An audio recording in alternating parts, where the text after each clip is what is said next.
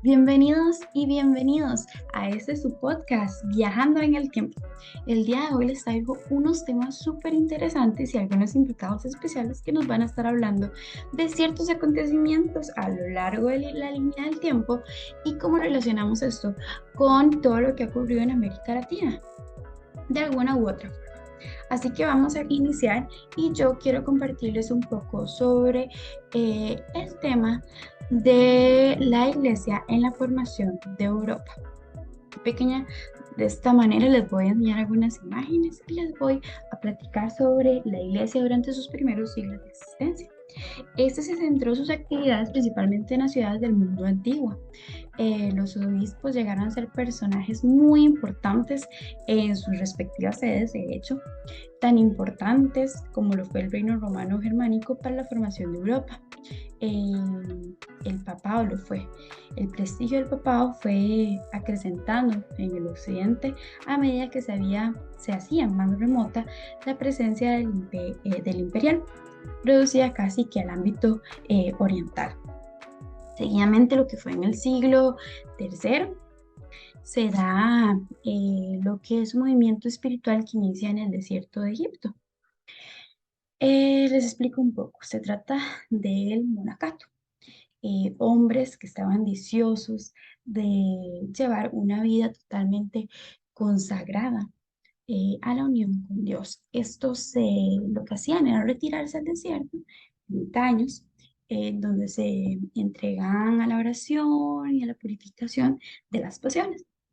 Es así como inician las comunidades ermitañas o bien de monjes organizados alrededor de un monje que veneraban y toda esta formación, organización da fundamentos para lo que se conoce hoy, bueno, conocida como monasterios.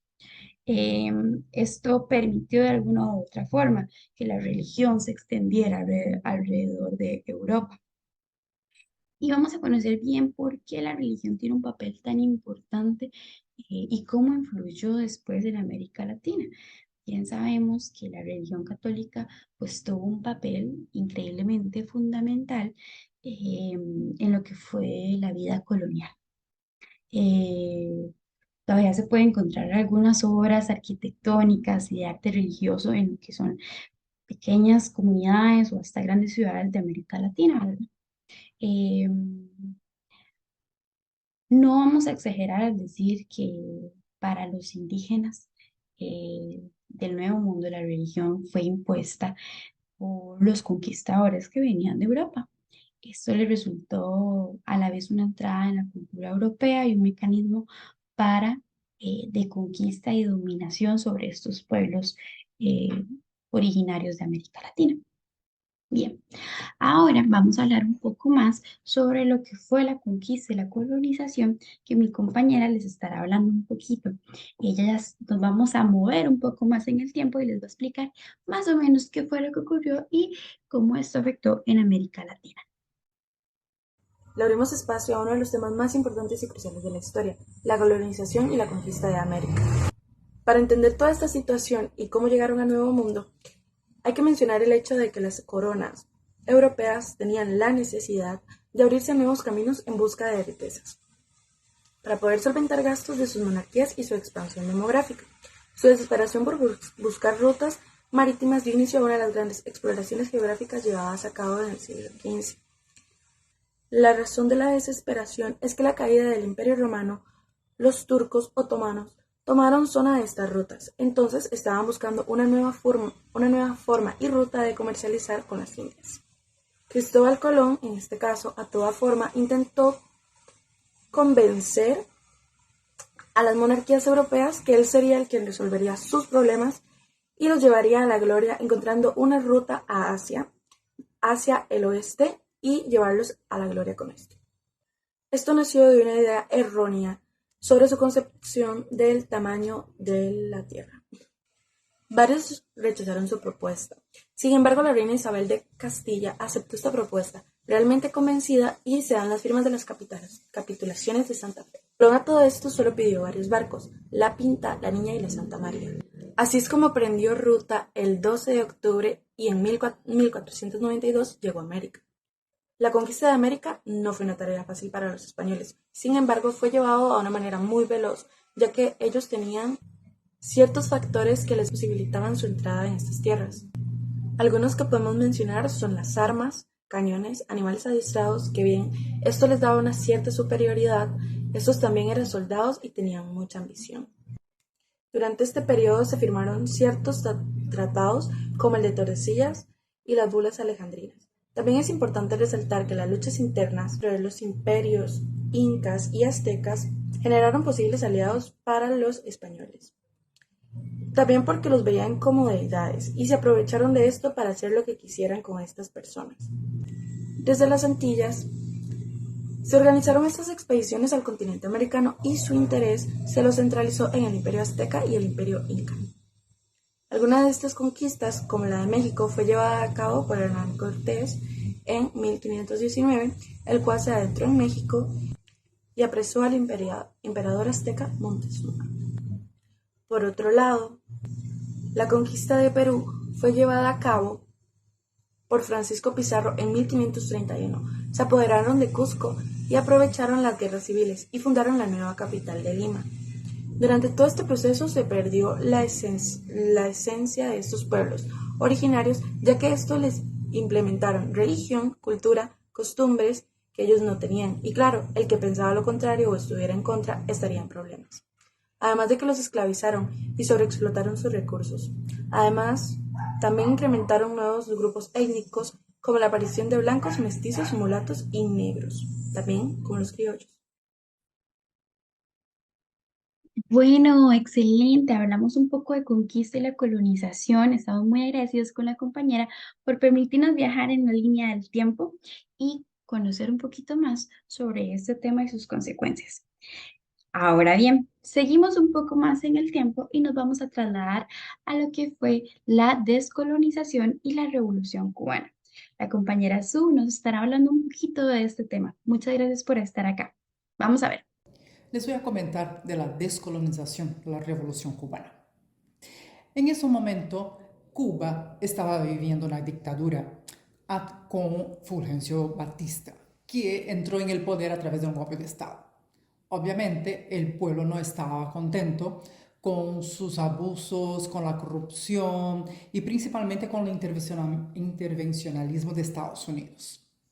Pero en este momento, Castro estaba exilado. Entonces, ¿qué hizo Castro?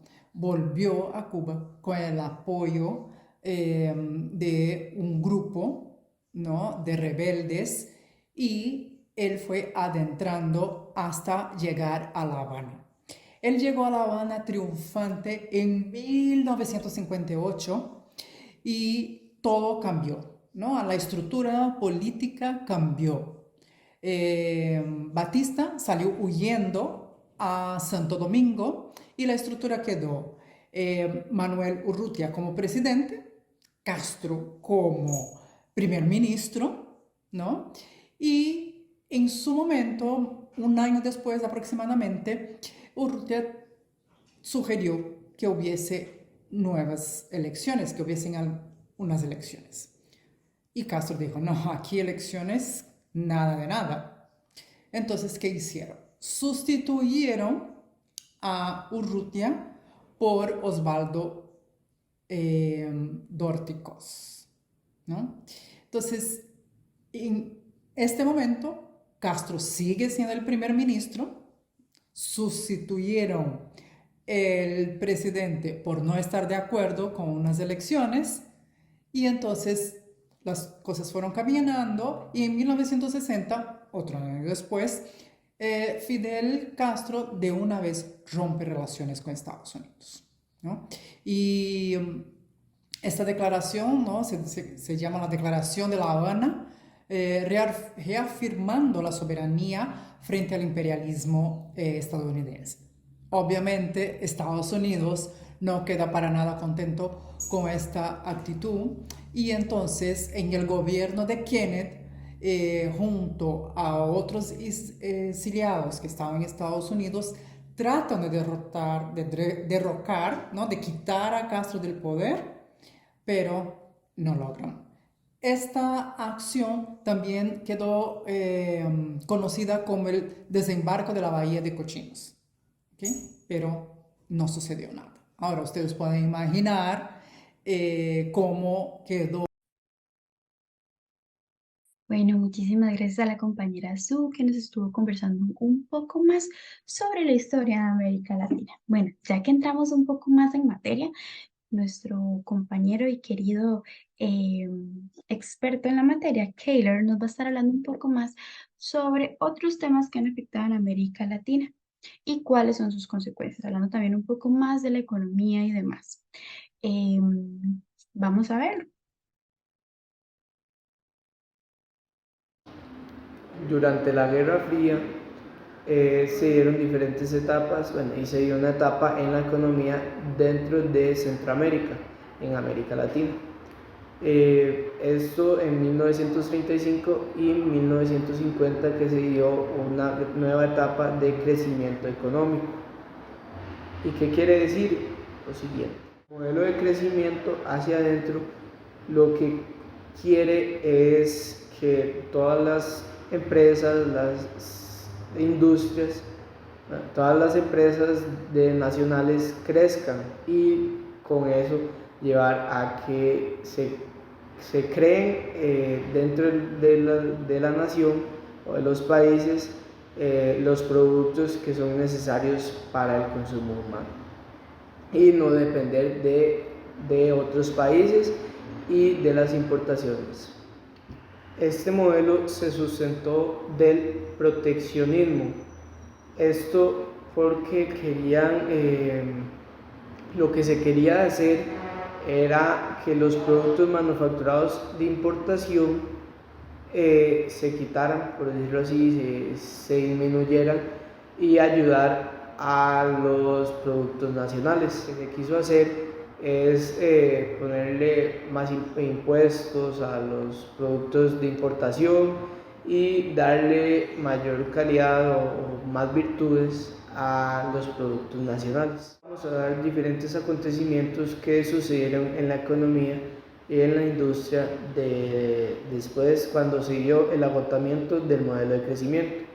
En 1950 Brasil, Argentina y México se diversificaron en la productividad y se enfocaron en diferentes ramas, que serían la química y petroquímica, también en la maquinaria y en la metalurgia. En el nivel medio, como Chile, Colombia, Perú, Uruguay y Venezuela, se enfocaron y crecieron en la industria textil, también en la maquinaria y por último en la química. Por último, para terminar, en los países restantes, incluyendo las Antillas y el Cono Sur, en lo que se avanzó fue en los alimentos, bueno, y se quedaron en los alimentos y tejidos, y su principal economía iba de la mano de la agricultura. Y bueno, estos serían los acontecimientos que hubieron durante la Guerra Fría en la economía de Centroamérica. Y para terminar, también recalcar que en 1954, cuando ya Estados Unidos estaba recuperando su economía, ya eso afectó a Centroamérica, a los países latinoamericanos, ya que podían influir y, bueno, Estados Unidos podía influir en la dependencia de sus productos. Excelente, muchísimas gracias a todos los compañeros que sacaron su ratito para compartir con nosotros en este podcast Viajeros en el Tiempo. Estoy muy feliz de tenerlos aquí, podemos conocer un poco más sobre la historia y ese es el fin de este podcast. Recuerden, como siempre les digo, conocer la historia es primordial y no simplemente por cultura general, sino porque también nos ayuda mucho a no repetir ciertas acciones y situaciones del pasado y si no, al contrario, aprender de ellas. También podemos aprender en nuestra área profesional y no importa de cuál rama, siempre hay algo que nos va a enseñar y nos va a hacer entender mejor de dónde viene y hacia dónde vamos. Bien, muchísimas gracias por compartir este lunes conmigo. Ojalá los vea la próxima semana y tengan un buen inicio de semana. Nos vemos la próxima.